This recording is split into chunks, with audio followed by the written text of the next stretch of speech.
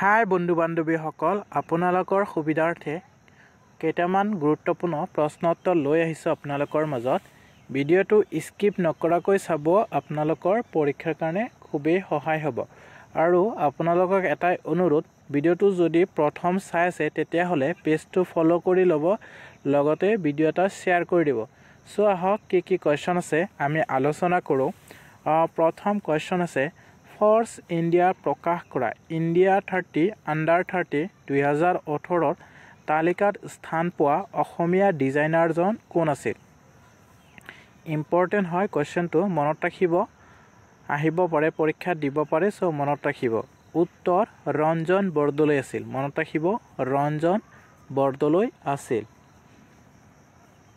Question number 2 হোমিওপ্যাথিৰ জনক কোন আছিল হোমিওপ্যাথিৰ জনক কোন আছিল উত্তৰ হোমিওপ্যাথিৰ জনক আছিল স্যামুৱেল হেনিমেন আছিল হোমিওপ্যাথিৰ জনক মনত ৰাখিব স্যামুৱেল হেনিমেন কোৱেশ্চন নম্বৰ 3 অসম লোকসেৱা আয়োগ এপিএসসিৰ অধ্যক্ষ কোন অসম লোকসেৱা আয়োগ এপিএসসিৰ অধ্যক্ষ কোন উত্তৰ ভাৰত ভূষণ দেৱ চৌধুৰী নিযুক্তি 18/8/2022 মনত ৰাখিব ভাৰত ভূষণ দেৱ চৌধুৰী কোৱেশ্চন নম্বৰ 4 অসমৰ নতুন মুখ্য সচিব কোন অসমৰ নতুন মুখ্য সচিব কোন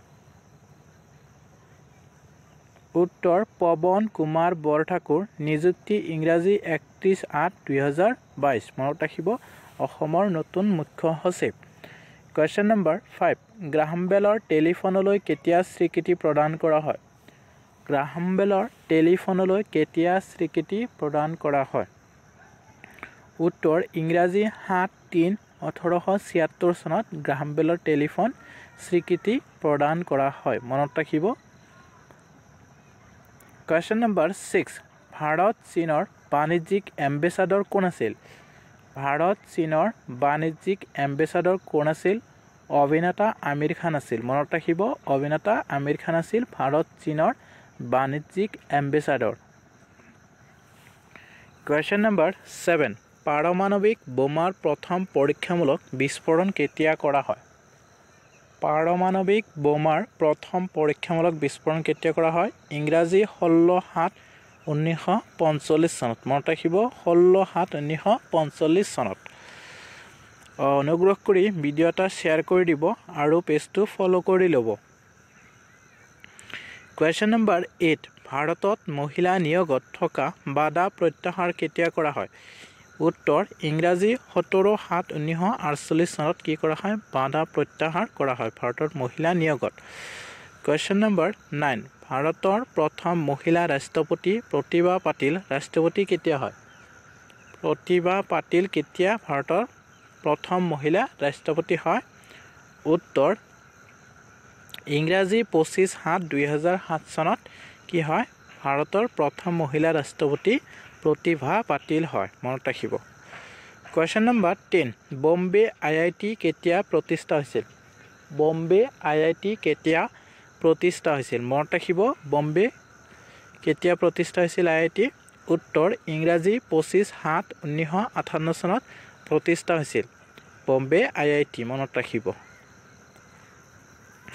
আপোনালোকক এটাই অনুৰোধ ভিডিঅ'টো এটা শ্বেয়াৰ কৰি দিব কোৱেশ্চন নম্বৰ 11 আমেৰিকা আৰু ভাৰতৰ পাৰমাণৱিক চুক্তি কেতিয়া হৈছিল আমেৰিকা আৰু ভাৰতৰ পাৰমাণৱিক চুক্তি কেতিয়া হৈছিল উত্তৰ ইংৰাজী 27/7/2007 চনত হৈছিল ভাৰত আৰু আমেৰিকাৰ পাৰমাণৱিক চুক্তি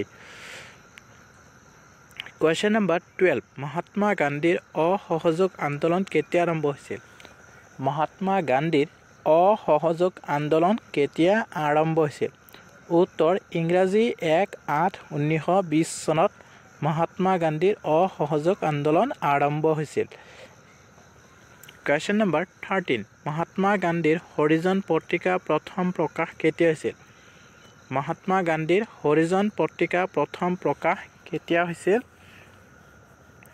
উত্তৰ ইংৰাজী 31/7/1933 চনত মহাত্মা গান্ধীৰ হৰিজন পত্ৰিকা প্ৰথম প্ৰকাশ হৈছিল মনত ৰাখিব ইম্পৰ্টেন্ট হয়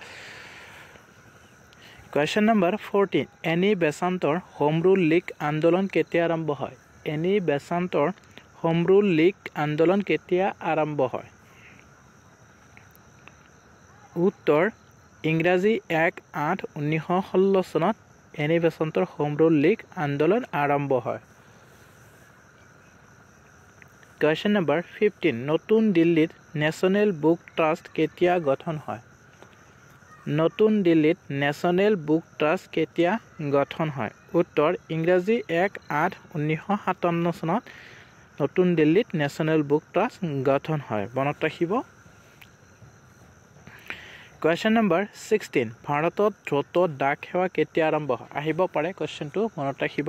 ভাৰতত দ্ৰুত ডাক সেৱা কেতিয়া আৰম্ভ হয়? উত্তৰ ইংৰাজী 1-8-1986 চনত ভাৰতত দ্ৰুত ডাক সেৱা আৰম্ভ হয়।